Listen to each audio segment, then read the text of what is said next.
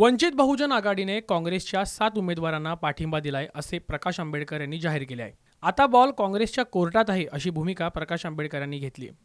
त्यात प्रकाश आंबेडकर यांनी सोलापुरात पाठिंबा दिला काय नाही दिला काय यामुळे फरक पडत नाही असं विधान सुशीलकुमार शिंदे यांनी केलं आहे।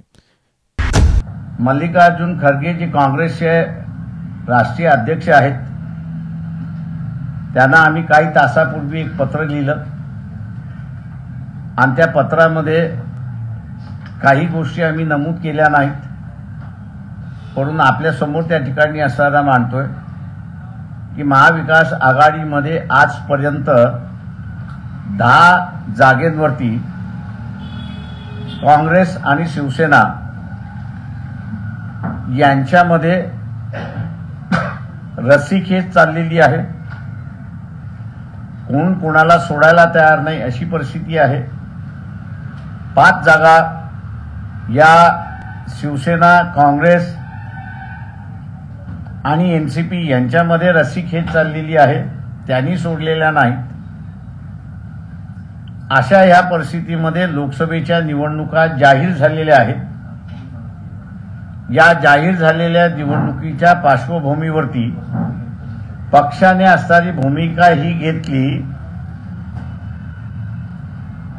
की आपण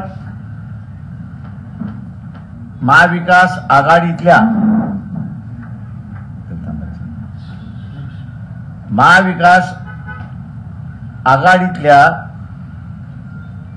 हिश्श्याला ज्या जागा येतील त्या जागेपैकी 7 जागा काँग्रेस पक्षाने आम्हाला कम्युनिकेट करावं की आमच्या मदतीने ते जिंकू शकतात। त्या 7 जागेंमध्ये, त्या 7 मतदारसंघामध्ये वंचित बहुजन आघाडी त्यांना पाठिंबा देईल अशी परिस्थिती आहे।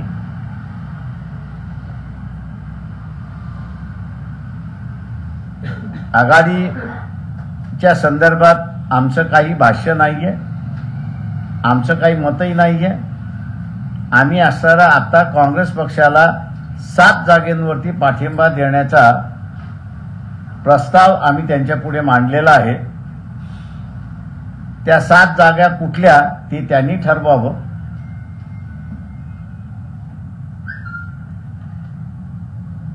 आपण जसं म्हटलं की त्याच्यामध्ये अकोला असेल, पक्ष म्हणून त्याच्यावरती निर्णय घेतला जाईल, तो कम्युनिकेट केला जाईल। 7 जागेंची जी ऑफर आहे ती आमची कायम आहे, शेवटपर्यंत राहील, एवढं आम्ही त्या ठिकाणी सांगतो। माध्यमांशी बोलताना सुशीलकुमार शिंदे यांनी यावर प्रतिक्रिया दिली आहे। मला नाही वाटत सोलापूरसाठी ते इंटरेस्टेड असतील म्हणून। मागच्या वेळेस त्यांचा तिथं पराभव झाला आहे आणि ते हुशार नेते आहेत, खूप ब्रिलियंट आहेत, त्यामुळे ते सोलापूरची मागणी करतील असं मला वाटत नाही। काँग्रेसच्या 7 जागांवर पाठिंबा देतो, आम्हाला त्या 7 जागांची नावं द्या काँग्रेसच्या की आम्ही तिथं पाठिंबा देऊ असं म्हणताय। मग सोलापूरच्या जागेवर त्यांच्या पाठिंब्याची गरज आहे का? 2000 नाही, असं त्यांनी दिला तर ठीक आहे, नाही दिला तरी ठीक आहे, आम्ही काय मागत नाही आता पाठिंबा। भाजपने महाराष्ट्रातले आपले काही उमेदवार जाहीर केले आहेत, पण महाविकास आघाडीने अद्याप आपली उमेदवारांची यादी जाहीर केली नव्हती। ठाकरे गटाने काही उमेदवार जाहीर केले, पण त्यावरही काँग्रेसने आक्षेप नोंदवलाय। शिवाजी पार्कातल्या सभेत सर्व विरोधकांनी एकजूट तर दाखवली, मित्रपक्षातल्या नेत्यांच्या विधानामुळे महाविकास आघाडीत काही आलबेल नाही असं चित्र दिसतंय। निवडणुकीत तर विरोधकांची ही एकजूट दिसणार का हे आता येत्या काळात दिसेलच। ब्युरो रिपोर्ट, साम टीव्ही न्यूज, मुंबई।